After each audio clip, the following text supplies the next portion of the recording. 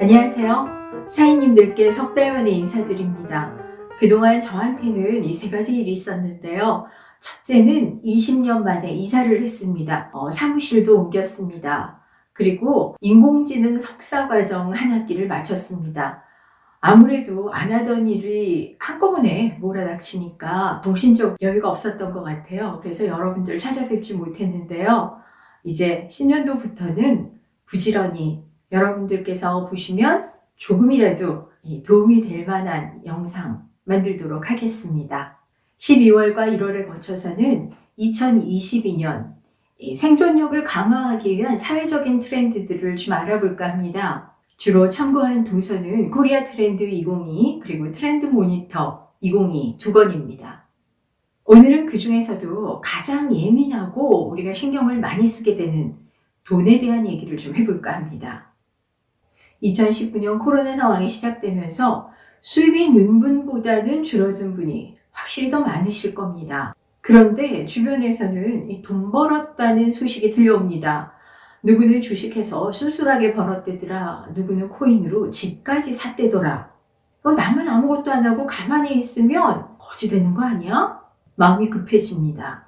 트렌드 코리아에서는 이런 현상을 머니러시, 그리고 트렌드 모니터에서는 투자 열풍이라는 챕터로 다루고 있습니다. 아마 최근 1, 2년 새 이런 용어들 부쩍 들어보셨을 겁니다. 빚내서 투자한다는 빚투, 영혼까지 끌어모아서 투자한다는 영끌 투자, 그리고 파이프라인. 원래 원유나 가스 수송을 하는 이 수송가들이 일컬었던 파이프라인이라는 말이 부수입 혹은 추가 소득이라는 의미로 쓰이기 시작했습니다. 소득에 관한 용어가 많아진다는 건 그만큼 사람들이 돈에 대해서 관심을 갖게 됐다는 걸 뜻하죠. 지난해 출판계에서는 돈에 관한 책들이 줄곧 이 상위권에 자리 잡았었다고 합니다. 실제로 투자 대상도 다양해졌습니다. 주식부터 코인, NFT, 미술품, 저작권, 명품, 그리고 한정판 운동화까지 심지어 스타벅스 굿즈까지 이 밤새우고 줄 서가면서 크고 작은 돈을 벌려는 투자 열풍이 사회 전반에 불어닥쳤죠. 여기까지 들으면 아마 두 가지 생각이 드실 겁니다. 그럼 나도 재테크에 나서야 되는 거야? 영끌이라도 해서 투자하는 게 맞는 거지? 그리고 한편으로는 정말 다른 사람들 투자해서 말하는 것만큼 돈을 많이 벌었을까? 지금부터 제가 드리는 말씀 잘 들어보면 내년에 과연 나는 어떻게 해야 될 건가? 답을 찾으실 수 있을 겁니다. 트렌드 모니터 2022에서는 이런 투자 열풍의 핵심 요인으로 저는 개인적으로 썩 좋아하지 않지만 벼락거지라는 용어를 꼽습니다. 벼락거지는 내 소득은 변하지 않고 가만히 있는데 다른 사람들이 수입이 증대되면서 상대적으로 내가 급 가난하게 느껴지는 상태를 말합니다. 여기서 중요한 거는 이런 것들이 진짜 실제로 일어나는 현상이라기보다는 다른 사람들과의 비교에서 오는 말 그대로 이 느낌적인 느낌이라는 겁니다. 부동산 가격이 올랐대. 주가가 올랐어. 남들의 소득이 느니까 그럼 난 뭐야? 난 가만히 있는데 이러다 거지 되는 거 아니야? 불안해지는 거죠. 그런데 이런 감정, 이 주변에 로또를 맞아가지고 벼락부자가 된 사람을 부러워하거나 약간의 질투심을 느끼는 것과는 상당히 다르다고 합니다. 초조해집니다. 행동을 유발시키죠. 가만히 있지 말고 빚을 내서라도 뭐라도 해야 되지 않을까? 코로나 상황에서의 이 불확실성이 이런 생각을 더 부추긴다고 합니다. 책에서는 특히 2030의 투자 열풍에는 이런 심리가 크게 작용했다고 말하는데요. 경제 급성장기에 청소년기를 거쳐서 그 어느 세대보다 여유롭게 자란 2030 세대는 누리고 싶은 삶에 급여가 충분하지 않다는 걸 잘 알고 있습니다. 때문에 재테크에도 관심이 많고 이 계층 상승의 욕구도 상당하다고 하죠. 또 이들은 디지털에 익숙한 만큼 24시간 거래가 가능한 코인이나 NFT, 저작권 투자에 아주 적극적입니다. 실제로 2021년 가상화폐 4대 거래소의 이 신규 고객의 60%가 2030 세대라고 하죠. 트렌드 모니터에서는 앞으로도 2030 세대의 투자 열풍 꾸준히 지속될 것이라고 예측합니다.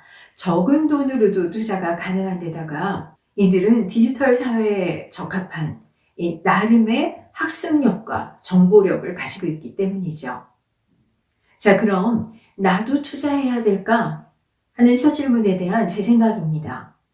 이 뜨거운 투자 열풍 확실히 내년에도 지속될 겁니다.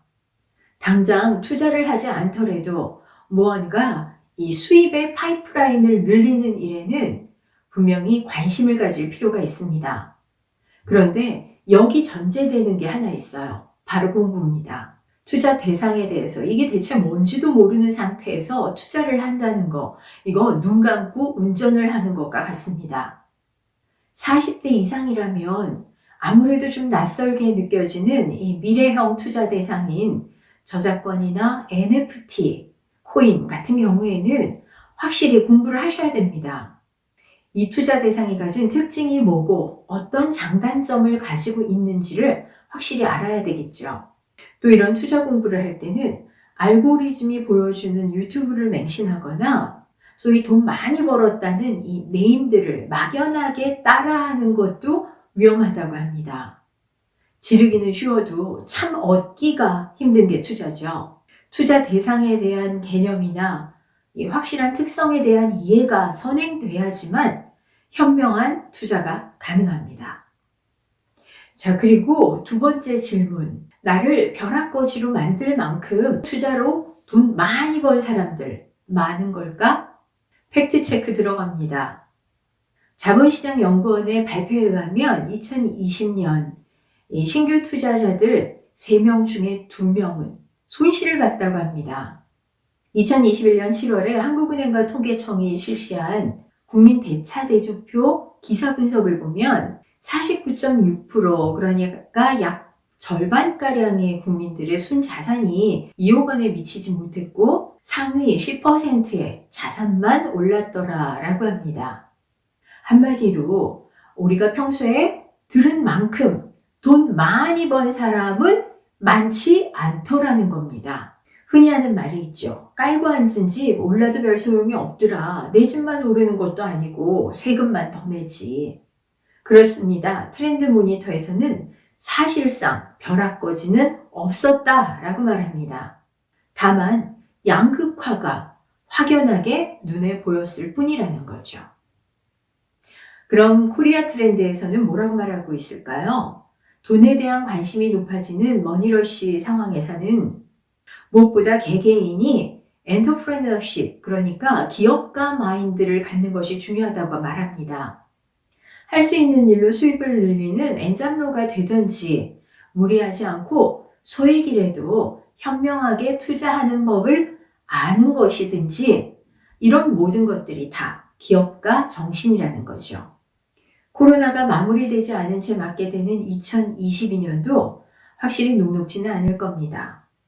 그렇지만 루즈벨트 전 대통령이 말했던 것처럼 우리가 진짜로 두려워해야 될 것은 막연한 두려움 그 자체가 아닐까요? 파이프라인을 늘리든 재테크를 하든 투자를 하든 공부가 필요합니다. 제대로 알수록 두려움은 줄어들기 마련입니다.